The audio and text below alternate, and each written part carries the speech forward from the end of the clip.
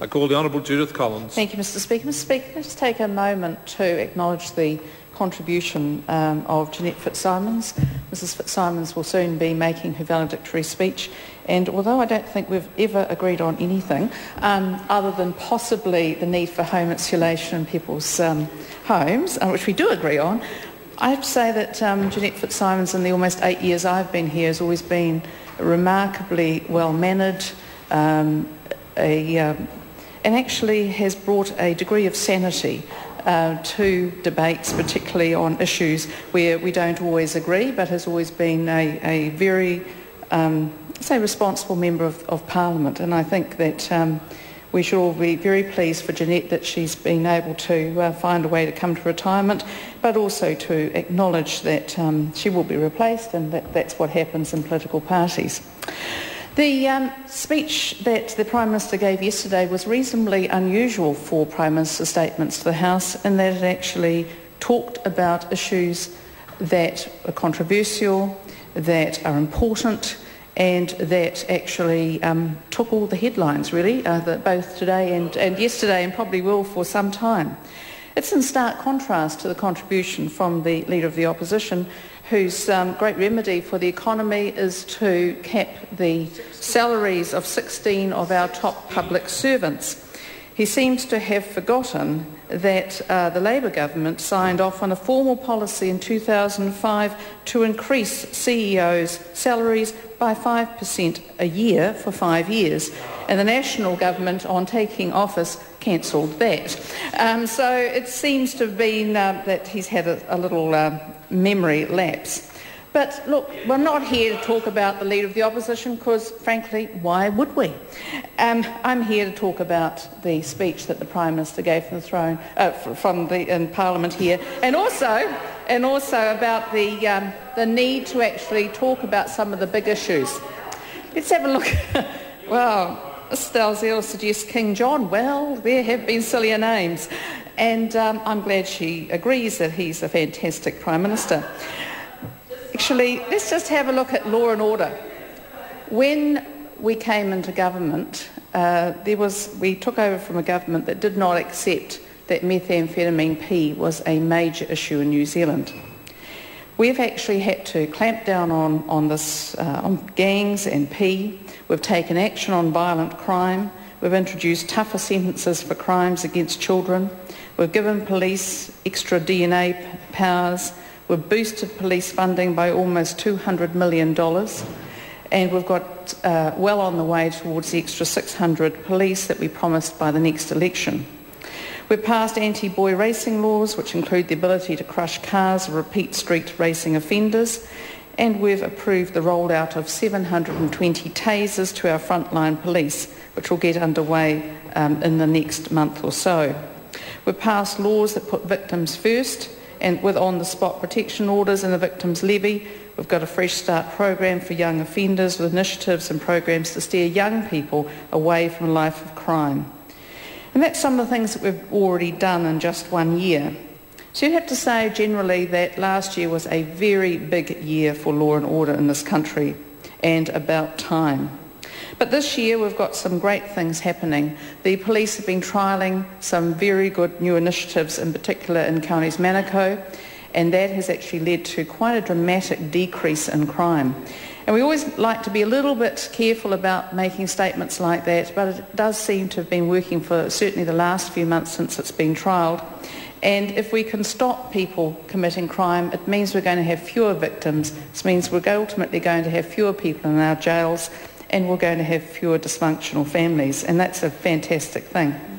When we took over, and particularly in the corrections portfolio, I've got to say, took over a portfolio that was in some disarray after the fine work done by Mr Gough as the former minister.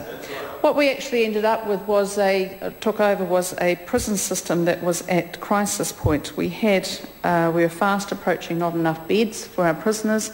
We had a probation service that had huge amounts of work put onto it, but without the extra funding for the staff. And it was appalling to find in September 2008, just before the election, that Corrections had put in an emergency bid for extra funding for their probation staff and parole because they knew that they were in dire trouble, and that wasn't even replied to by the then Minister. So frankly, we inherited a real mess, and in 1 year, and I'd like to pay tribute to the great work for the correction staff, we've had a huge turnaround. But that has actually been as well with the assistance and support of our colleagues in Cabinet and the Prime Minister and our caucus to actually give corrections the help that it needed and the funding it needed, but also actually the support that needed to do the right thing. And part of that right thing was not just housing prisoners, because we do that, and by the way, we're going very well with our double bunking and container cells, so we've got enough beds for quite some time yet, but actually in terms of rehabilitation of prisoners. We are doubling the amount of positions available for rehabilitation of our prisoners, and this is extraordinarily important, particularly when it comes to drug and alcohol addictions, because there's one thing that seems to flow right through our prisons, and it's drug and alcohol addictions. That seems to be one of the things that most prisoners have in common with each other. And of course these just don't affect our prisoners, they affect their victims, most importantly their victims, but it also affects their families. And every time that we send someone to jail, there's a family deeply affected.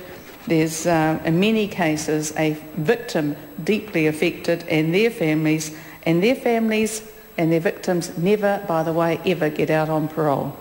And so one of the things that we're doing this year is we are bringing back to Parliament soon the Sentencing and Parole Reform Bill, and it's going to be very, very interesting to see how parties line up on that. And I'd like to actually acknowledge the work of the ACT Party, which has worked long and hard with the National Party over the last year to get that bill into a form that we believe is reasonable, which is fair and balanced, and at the same time sends a very strong message of support for victims and our condemnation of repeat violent offenders who do not care about the rest of society.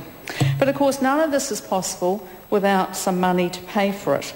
And that's why it's very important to get this economy going. But I'm one of those people who believes very strongly that a strong justice system actually helps an economy, because frankly if we look at some of the countries around the world where there is a very, it's a violent or a very violent or very unlaw-abiding country, that it's very seldom that their economies work very well.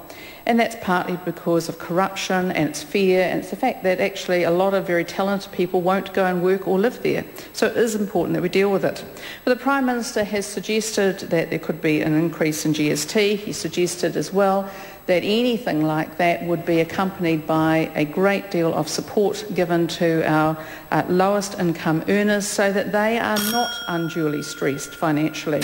And I think it's important to acknowledge that we are in a competition in this country. We're in a competition with other countries for the best and most talented people, for businesses, for people who want to come and set up business here and who want to live here and be part of our Kiwi way of life.